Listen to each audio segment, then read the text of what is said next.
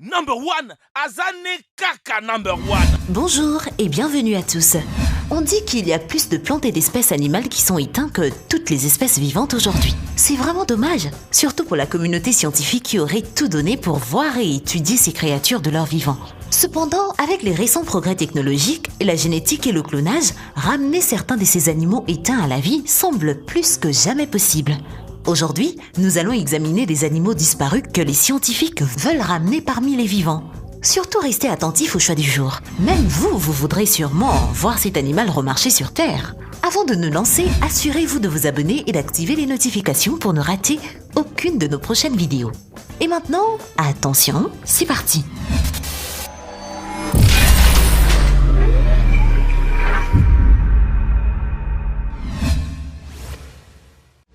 Et surtout, n'oubliez pas d'aimer et de vous abonner pour ne rater aucune de nos vidéos. Le moa. Il y avait un total de 9 espèces de moas, toutes ont été trouvées en Nouvelle-Zélande. Ce sont des grands oiseaux incapables de voler, faciles à chasser et une bonne source de viande. Et c'est pourquoi, lorsque les Polynésiens ont occupé la Nouvelle-Zélande au XIIIe siècle, ils ont été implacablement chassés jusqu'à l'extinction, car l'une des centaines d'espèces en voie d'extinction peut être directement imputée aux humains. Ils sont un candidat de choix à l'extinction. Et maintenant, après 700 ans d'extinction, les moas pourraient à nouveau parcourir la Terre et cela pourrait arriver plus tôt que vous ne le pensez. Très récemment, les scientifiques ont réussi à assembler le premier génome nucléaire d'une des espèces de moas éteintes. À première vue, cela ne semble pas vraiment un exploit vu que les génomes n'est qu'une ébauche partielle, mais les scientifiques qui travaillent sur le projet disent que ce n'était pas une tâche facile et qu'il s'agit déjà d'un moment décisif du projet. Avec ce succès, ils sont assez confiants que les génomes de 8 espèces restantes de moas seront assemblés assez tôt. Après cela, la réalité de voir ces oiseaux géants vivants se rapproche davantage.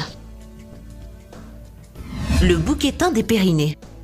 Le bouquetin des Pyrénées est une sous-espèce du bouquetin espagnol et l'une des espèces animales qui ont disparu au cours des 20 dernières années. Pendant plus de 200 ans, ils ont été chassés pour leur viande jusqu'à ce que le dernier spécimen meure en l'an 2000. Depuis lors, des tentatives ont été faites pour ramener cette espèce d'entre les morts et techniquement, le bouquetin des Pyrénées a été techniquement ramené à la vie en 2006, mais s'est immédiatement éteint à nouveau en juste quelques minutes. En utilisant le matériel génétique de la peau congelée du dernier bouquetin, ils ont réussi à produire un clone en créant des embryons et en les implantant dans des bouquetins espagnols. Ce clone avait cependant un système respiratoire déformé et n'a vécu donc que quelques minutes après la naissance. Cet événement a marqué la première tentative réussie de désextinction, si je peux dire, par clonage. Avec ce succès, vous pourriez penser que ce sera maintenant un jeu d'enfant de ramener des animaux éteints. Enfin, aussi longtemps que les scientifiques auront du matériel génétique viable. Cependant, c'est un peu loin de la vérité qui fait mal. Le taux de réussite du clonage est extrêmement faible. Des centaines d'embryons créés et implantés dans des mères porteuses, un seul est arrivé à terme et même celui-ci présentait des malformations à la naissance. Pourtant, malgré les difficultés, les scientifiques sont confiants qu'ils seront en mesure de ramener le bouquetin des Pyrénées de l'extinction. Ce n'est maintenant qu'une question de temps et d'essais et erreurs. Le quagga. Le quagga s'est éteint en raison de la chasse excessive en 1883, mais en 1984, la technologie généalogique a révélé que le quagga était en fait une sous-espèce du zèbre des plaines, ce qui signifie qu'elle avait en partie le même ADN. Les deux espèces partagent le même génotype, bien que leurs caractéristiques observables soient différentes. Le projet quagga a été lancé pour essayer de recréer un clone par la sélection artificielle de zèbres de plaine. Le projet a eu un certain succès. Le premier poulain zèbre semblable à un quagga est né en janvier 2005 et celui de 5e génération est né en décembre 2013. Les scientifiques espèrent que la poursuite de la reproduction sélective conduira à des générations des zèbres des plaines presque identiques aux quaggas éteints qui pourraient alors être relâchés dans la nature. Le tétras des prairies. Le tétras des prairies était l'une des premières espèces animales à recevoir un effort conscient des gens concernant leur conservation. Ces oiseaux étaient extrêmement communs dans le nord-est des États-Unis et ont été probablement mangés lors du premier dîner de Thanksgiving des pèlerins en 1621. Ayant habité dans la Maine jusqu'en Caroline, il a ensuite été chassé agressivement pendant les 300 années suivantes environ.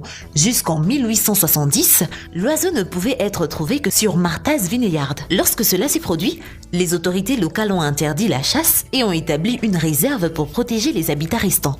Malgré les efforts de conservation locaux, les derniers tétras du conservateur sont morts en 1932. La grande disponibilité de l'ADN utilisable des musées de spécimens fait du tétra des prairies un candidat de premier choix à pouvoir être ramené de l'extinction et en vérité, nous en tant qu'humains, on leur doit bien ça. Un centre de conservation fondé par Stuart Brann et Ryan Pellan s'intéresse à la restauration de l'oiseau par la technologie génétique. Selon Brann, il pourrait bien être l'oiseau de passage pour pouvoir apporter un sauvetage génétique à une grande variété d'oiseaux menacés d'extinction. Alors, ça c'est vraiment une lueur d'espoir. La grenouille plate à incubation gastrique. La grenouille plate à incubation gastrique était une espèce de grenouille native du Queensland dans l'est de l'Australie. Elle ne comprenait que 2 espèces qui se sont toutes 2 éteintes au milieu des années 1980. Ces grenouilles sont connues pour leur reproduction unique. La mère convertit son estomac en utérus, elle avale ses œufs, elle s'abstient de manger pendant les 6 semaines de gestation et donne naissance par vomissement propulsif.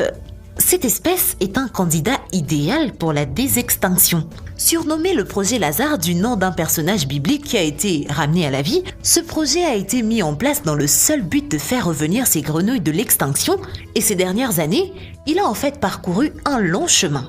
En 2013, des scientifiques de l'Université de Nouvelle-Galles du Sud et de l'Université de Newcastle ont tenté de cloner la grenouille en implantant une cellule de grenouille plate en incubation gastrique morte dans une grenouille normale. Le professeur Mike Archer espère continuer à utiliser cette méthode pour fabriquer un embryon qui survivra jusqu'au stade de tétard. Le thylacine. Ce marsupial originaire d'Australie et Nouvelle-Guinée était un parent de kangourous et des koalas, mais ressemblait davantage à un loup. Il a disparu du continent il y a 3000 ans, mais a survécu sur l'île méridionale de la Tasmanie jusqu'à ce que des chasseurs humains, prétendument en essayant de protéger leur bétail, la conduisent à l'extinction au début du XXe siècle. Le dernier thylacine connu est mort dans un zoo en 1936, mais l'espèce a peut-être persisté dans la nature au moins jusqu'aux années 1940. Cependant, l'espèce a été déclarée éteinte en 1982. Le tigre à dents de sabre. Maintenant pour le choix du jour, nous regarderons la possibilité de revoir l'un des animaux les plus féroces qui ait jamais erré sur Terre. Ce qui soulève la question de savoir si nous devrions vraiment essayer de faire les tentatives. Je pense que Jurassic Park est la bonne réponse à cela. De tous les animaux de cette liste, le smilodon, également connu sous le nom de tigre à dents de sabre, a peut-être le moins de chances d'une possible désextinction. Cependant, le tigre à dents de sabre est certainement le candidat le plus séduisant. Imaginez la guerre des enchères entre les zoos et les réserves naturelles pour l'honneur et bien sûr, le bénéfice d'accueillir une famille de ces félins bondissant en rugissant.